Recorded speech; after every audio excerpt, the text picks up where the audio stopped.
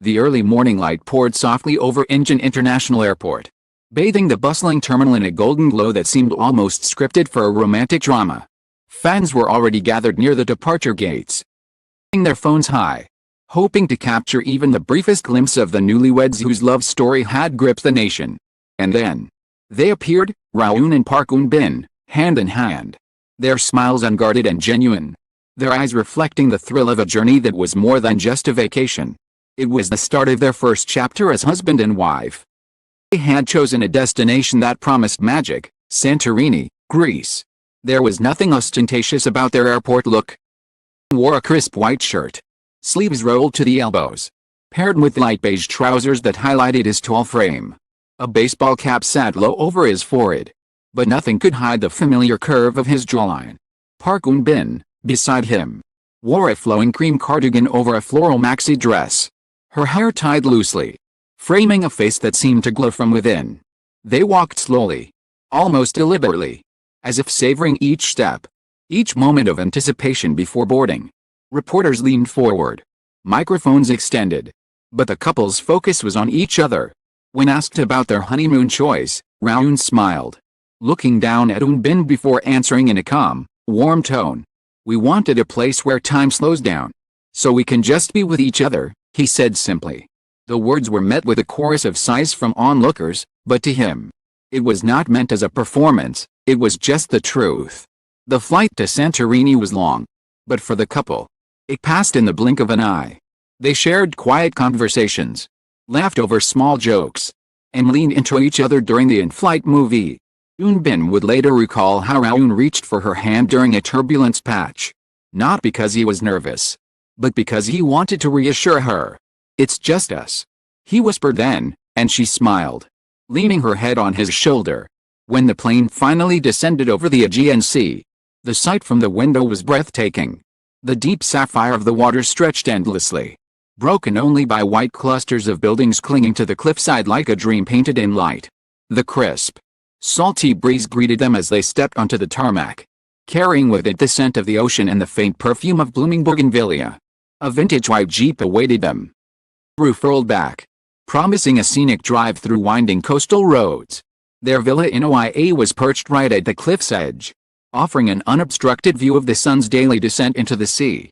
Inside, it was a blend of rustic charm and modern elegance, stone walls, hand-woven rugs, and a private infinity pool that seemed to pour straight into the horizon. Eun-bin stood by the balcony for a long moment, taking it all in, before turning to Rowoon with a soft laugh. "Dreamed of coming here since I was a teenager," she said, her voice tinged with disbelief. "But being here with him makes it 1,000 times more special." The first evening, Rowoon had planned a surprise. While Eun-bin was unpacking, he disappeared briefly, returning with a bouquet of white peonies, her favorite, arranged in a low crystal vase at the table. He had reserved a private corner table at Amauti Bay. The light from the setting sun bathed the water in molten gold. The sea breeze ruffled her hair as they clinked glasses of chilled Assyrtiko wine, and Rowoon, eyes never leaving hers, lifted his glass. "To us," he said, his voice steady but full of emotion. "To every sunrise and sunset we'll share from now on." She bit her lip to hold back the tears, then raised her glass to meet his. The days that followed unfolded like a series of carefully composed photographs, each one a memory etched in color and warmth. They joined a local chef for a cooking class, learning how to prepare fresh Greek salads, grilled octopus, and a creamy tzatziki. Rowoon fumbled with a knife as he tried to dice tomatoes, expression somewhere between concentration and mild panic, making Eun-bin laugh so hard she had to wipe her eyes. "You're lucky you're handsome," she teased, and he feigned offense before grinning back. Morning, they woke before dawn to go kayaking in the calm waters beneath the cliffs. The sunrise painted the sky in streaks of pink and orange, reflecting off the glassy surface of the sea.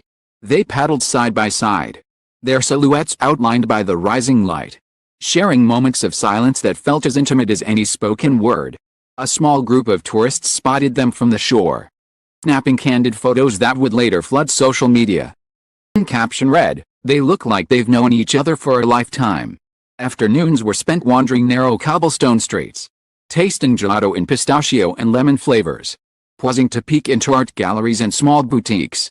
In one shop, Rowoon bought a hand-painted ceramic bowl after Eunbin admired it, tucking the wrapped gift into his bag without a word. Stopped often to take in the view, leaning over balconies to watch the waves crash far below. But perhaps the most tender moment came one night when they decided to skip the restaurants and cook together in the villa's small kitchen.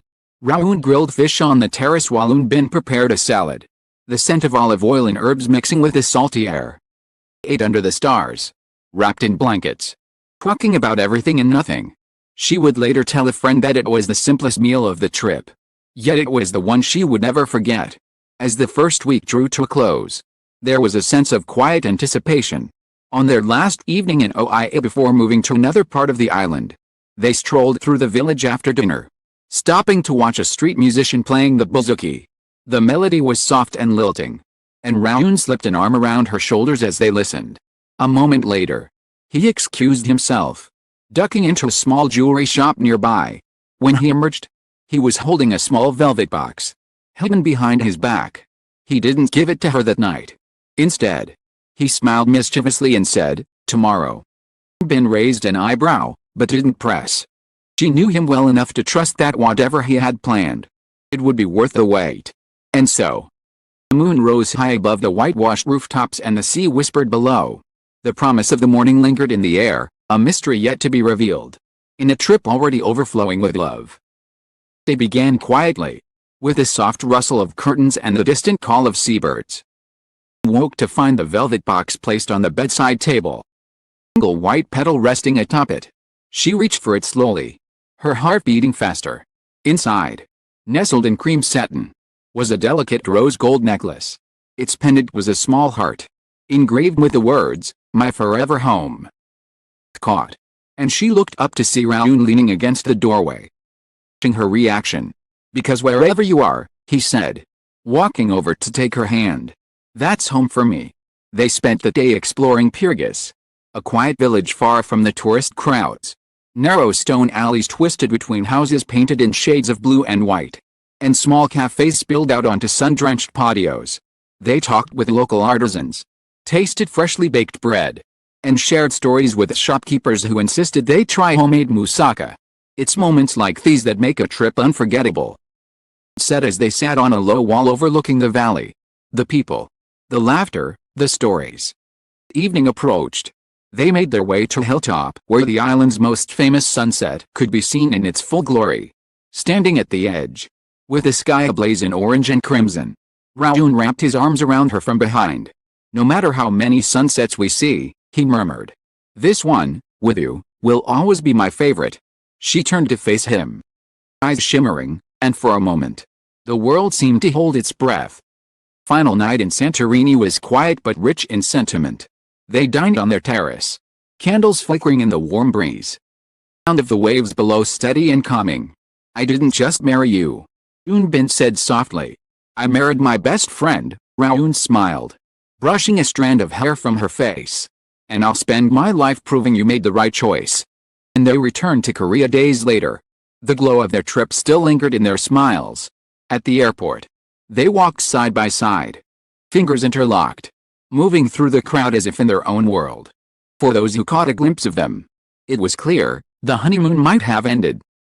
Sweetest between them was just beginning.